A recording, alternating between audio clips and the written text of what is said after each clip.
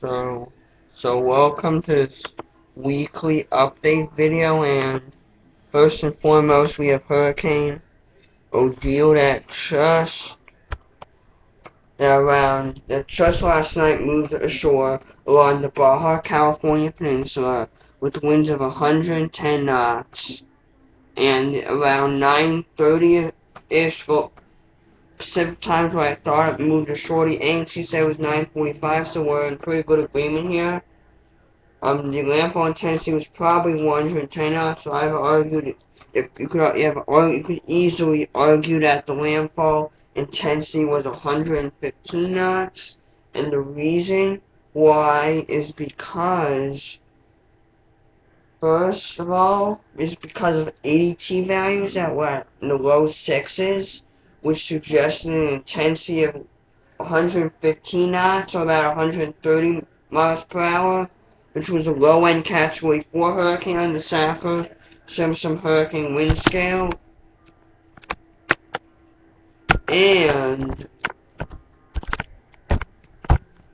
not only that, and it had a minimum pressure at landfall of 930 millibars. That would make it the lowest pressure ever recorded in a landfall in Pacific hurricanes, and we have reliable pressure data that goes back to the late 1980s, so it's a decent period of record.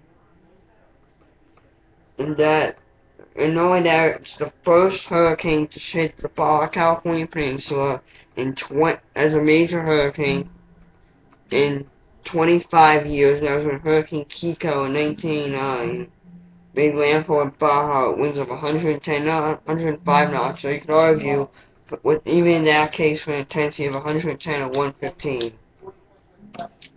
Furthermore, Hurricane Olivia is the other Baja California peninsula landfalling major, with winds of 110 knots and a pressure of 939 millibars.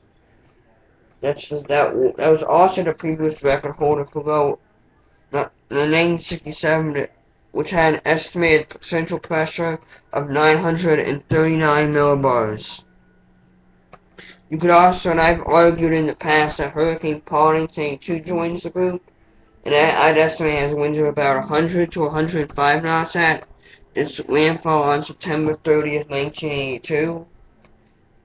And was probably also a major at its landfall on the mainland. But back to Odile, it has weakened to a tropical storm over the past 25 hours, but it's maintained most of its structure.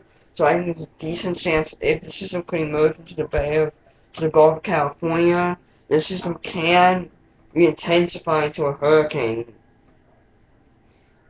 At least maintain its intensity. We'll see though. It probably briefly emerged into the Gulf of California near La Paz earlier. It actually looks like it reorganized a little bit, but as a whole, all in all, Odile has been hanging there pretty tightly, and the core is still intact, so I expect continued gradual weakening, slower than what an inland decay rate would normally suggest. And it's pretty impressive given how tall the mountains of Baja California are. This weakening rate would be normal for like a hurricane moving over Louisiana or Florida or Bangladesh or somewhere low-lying. But the Baja California Peninsula is not low-lying. So far from what I've seen from impact reports, the damage is severe, but I don't think we have a good picture of what the damage is. Obviously, what's been leaked around, what the media has picked up on a lot, is probably overhyped a little bit, is damage to the airports. And he's right. The airports, to a lesser extent the hotels, have been battered by this powerful hurricane, this tourist destination. What they've not gone into is how to talk about how many people are homeless, how many people are killed, which so far appears to be none. They'll probably go up. Hurricane hasn't even moved just past the southern Baja California peninsula. What's mostly been reported is that power lines are down. That's why it's slowing the news cycle, because when communication lines are down, how is impact and deaths going to be reported? How are impact and fatalities and all that good stuff going to be reported. They are not. Plain and simple. So that's causing a little bit of a delay, and I think that within the next 24 to 36 hours, however, I do anticipate that we will have a better idea how bad this hurricane was. I kind of think it was a little overhyped, but all in all, this hurricane was pretty severe. It's probably one of the costliest storms to ever hit this peninsula. Especially given how unexpectedly this came up.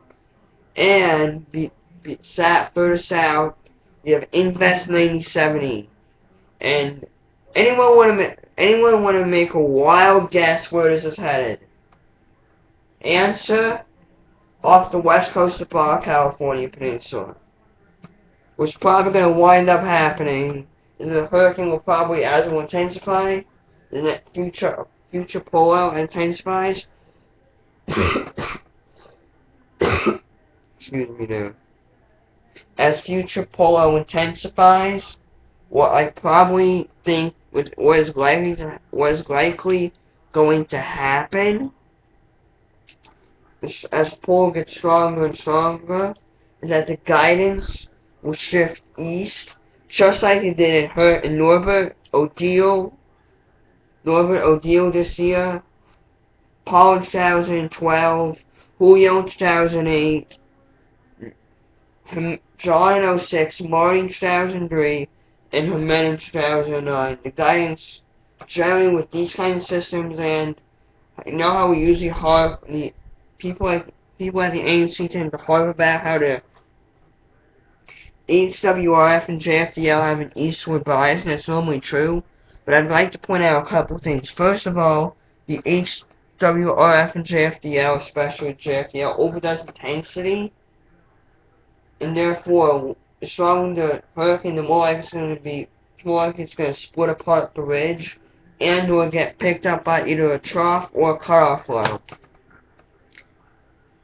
So that often leads to the eastward shifts. That's something to be careful for, and many people fell for this trap. I will not make. I refuse to make this mistake again. Therefore, I anticipate that Invest 9070 will take a track towards the Baja California Peninsula over the next few days. However, there are some factors. The conditions are not as favorable as they were with Norbert, and Odile. There is some shear, and it doesn't have as much of a convectively coupled Kelvin wave support that Hurricane Odile and Marie had. But we're not in a suppressed phase yet, so I do think it will help, and likely to lead to significant intensification. But much like Odile, we'll have to deal with shear early on, so I do think it will struggle somewhat to strengthen beyond minimal tomorrow tropical storm strength. But once the shear calms down, and just like we saw with Odile, once this hurricane nears the Baja California Peninsula, I expect intensification. Once this tropical cyclone nears the peninsula, I expect possible intensification. We'll see how close. It's too soon to say how close it will become or exactly how strong it will be. However, it will not surprise me one bit if this winds up becoming the season's 9th major hurricane. In addition, we also have the ANC has given Invest 9070 an 80% chance of developing in the next 48 hours. There's also Invest 9080, which has a 20% chance of developing within the next 2 days, and a 30% chance of developing within the next 5 days. But I don't think it will do much. It seems like another trick. And that will wrap up this weekly update video. Hope you enjoyed it. Bye!